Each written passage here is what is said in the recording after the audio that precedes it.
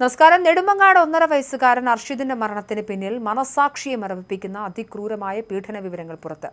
ക്രൂരമായ മർദ്ദനത്തെയും ശാരീരിക ഉപദ്രവങ്ങളെയും തുടർന്ന് മരിച്ച കുഞ്ഞിന്റെ ശരീരമാസകലം 51 മുറിവുകളുണ്ടെന്നാണ് ഏറ്റവും പുതിയ ആന്റിമോർട്ടം റിപ്പോർട്ടിലെ കണ്ടെത്തൽ. ഒരു മാസത്തിനിടെയാണ് ഈ കുഞ്ഞിന് പരിക്കുകളെല്ലാം ഏറ്റിട്ടുള്ളതെന്നാണ് നിഗമനം. പോലീസ് ഇൻക്വസ്റ്റിൽ 51 മുറിപ്പാടുകളായിരുന്നു കണ്ടെത്തിയത്. 40 ഇടങ്ങളിൽ ആന്തരിക മുറിവുകളും ഉണ്ടെന്ന് ഇപ്പോൾ കണ്ടെത്തുകയായിരുന്നു. അങ്ങനെ വരുമ്പോൾ ആകെ മുറിവുകൾ 91 മാറുകയാണ്. അമ്മ അഖിലയും കുഞ്ഞിനെ ഉപദ്രവിച്ചതായാണ് പോലീസിന്റെ സംശയം. കേസിൽ കുഞ്ഞിന്റെ അമ്മ അഖില, രണ്ടാനച്ഛൻ അഷ്കർ എന്നിവരുടെ അറസ്റ്റ് നെടുമങ്ങാട് പോലീസ് രേഖപ്പെടുത്തി. തലക്കേറ്റ മാരകമായ മർദ്ദനത്തെ തുടർന്നുണ്ടായ ആന്തരിക രക്തസ്രാവമാണ് കുഞ്ഞിന്റെ മരണത്തിന് കാരണമായതെന്ന് പ്രാഥമിക പോസ്റ്റ്മോർട്ടം റിപ്പോർട്ടിൽ വ്യക്തമാക്കുന്നു.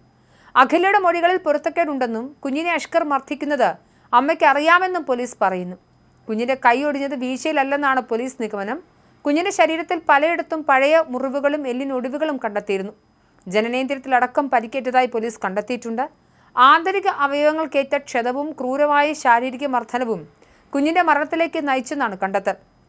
കുഞ്ഞിനെ ചൈൽഡ് ലൈനിന് സ്വന്തം നിലയിൽ കൈമാറാൻ പോലീസ് ശ്രമിച്ചിരുന്നുവെന്നും അഖില കുഞ്ഞിനെ കൈമാറാൻ സമ്മതിക്കാതെ പ്രശ്നമുണ്ടാക്കിയെന്നുമാണ് വിവരം. അതേസമയം കുഞ്ഞിന്റെ കൊലപാതകത്തിൽ അഷ്കർ കുറ്റം സമ്മതിച്ചിട്ടുണ്ട്.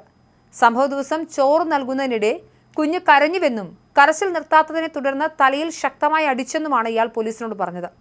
അടിയേറ്റ കുഞ്ഞിന്റെ ബോധം നഷ്ടമായെന്നും ഇയാൾ പോലീസിനോട് പറഞ്ഞിരുന്നു. പ്രതിയുടെ മൊഴിയുടെയും കുഞ്ഞിന്റെ ശരീരത്തിലേറ്റ മുറിവുകളുടെയും അടിസ്ഥാനത്തിൽ ദീർഘനാളായി ഇയാൾ കുഞ്ഞിനെ മർദ്ദിച്ചിരുന്നുവെന്നാണ് പോലീസിന്റെ വിലയിരുത്തൽ. ഇക്കഴിഞ്ഞ വെള്ളിയാഴ്ചയായിരുന്നു സംഭവം നടന്നത്. അഖില നൃത്തപരിപാടിയിൽ തമിഴ്നാട്ടിൽ പോയ സമയത്തായിരുന്നു സംഭവം. ചോറ് കഴിക്കുന്നതിനിടയിൽ ഛർദ്ദിച്ചുവെന്ന് പറഞ്ഞാണ് അഷ്കർ കുഞ്ഞിനെ ആശുപത്രിയിൽ എത്തിച്ചത്.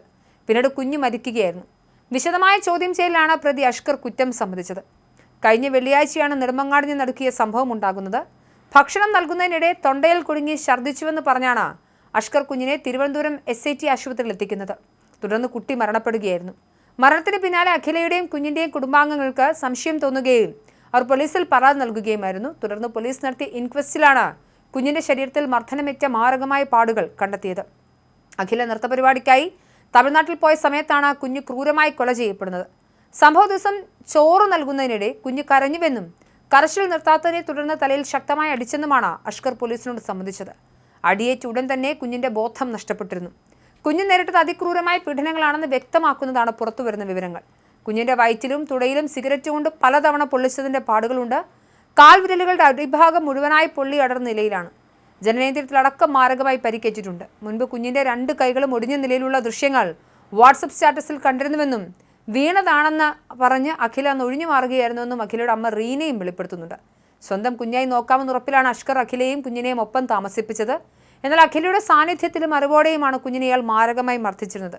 കുഞ്ഞിനെ അഷ്കർ മർദ്ദിക്കുന്നത് തനിക്ക് അറിയാമായിരുന്നുവെന്നും താൻ അതിന് ദൃക്സാക്ഷിയാണെന്നും അമ്മ അഖില പോലീസിനോട് സമ്മതിച്ചിട്ടുണ്ട്. അഖിലയുടെ മൊഴികളിൽ വലിയ പൊരുത്തക്കേടുകളുണ്ടെന്നും കൊലപാതകത്തിൽ അമ്മയുടെ പങ്ക് അന്വേഷിച്ചു വരികയാണെന്നും പോലീസ് വ്യക്തമാക്കി.